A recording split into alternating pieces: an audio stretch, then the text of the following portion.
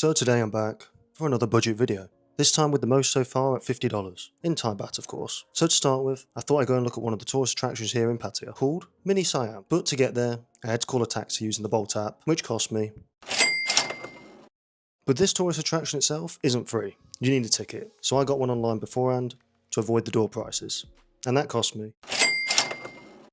For those of you who aren't familiar with what Mini Siam or Mini Europe are, then you're in luck you found this video, because it's a miniature park that opened in 1986 and covers 46,000 square meters. Plus it's actually split into two parts. Although it's called Mini Siam, it's actually got a Mini Europe part inside as well, and that's divided by a river through the middle. But if I'm being honest, the name Mini Europe doesn't really work. I think Mini World perhaps actually fits a lot better, because it has miniature models not just from Europe, but from around the world, with countries like Germany, Denmark, America, Singapore, Brazil, Greece, Belgium, Chile, Austria, Russia, and France. So it's not just all Europe. The park itself contains nearly 100 miniature models and famous sites around the world, like the Eiffel Tower, the Pyramids of Egypt, and the Statue of Liberty, as well as a hell of a lot more. The Mini Siam part of the park celebrates Thailand's many religious and historical sites, such as the Temple of the Emerald Buddha and the bridge over the River Kwai, and again, many more as well. So walking around this park will not only make you feel like a giant, but it'll also take you around the world without ever having to leave Thailand. And because I live in Southeast Asia, I feel like a giant most days anyway, if I'm honest. But walking around Mini Siam definitely didn't help. But that's enough of that. Because I haven't eaten yet today, I've purposely skipped breakfast. So now I'm going to get a taxi, head to the centre where there's a restaurant calling my name.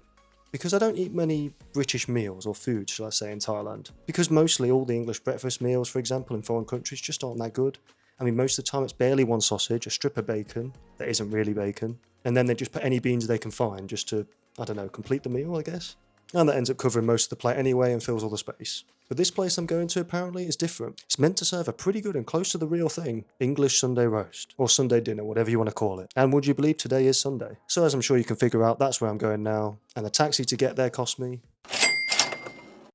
And as for the restaurant itself, it's called Robin Hood Tavern. But what you're probably waiting to see is the meal itself. And here it is in all of its glory. And for a Sunday dinner in a country on the other side of the world, I'd say it's not too bad. And as far as the price goes, it was... And you also get to pick beforehand as well what you want with this checklist sort of thing. And of course I got as much as I could. I mean, it's the British way. I don't want half a Sunday dinner now, come on.